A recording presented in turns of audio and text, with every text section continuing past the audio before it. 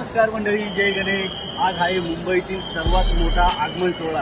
आज तारीख आहे 17 ऑगस्ट आणि चिंचपोकूच्या चिंतामणीचा आगमन सोहळा आहे. तसंच बरेच आगमन सोहळे आणि खूप मजा येणार आहे. तर तुम्ही पण आगमन सोहळ्यामध्ये सामील व्हा.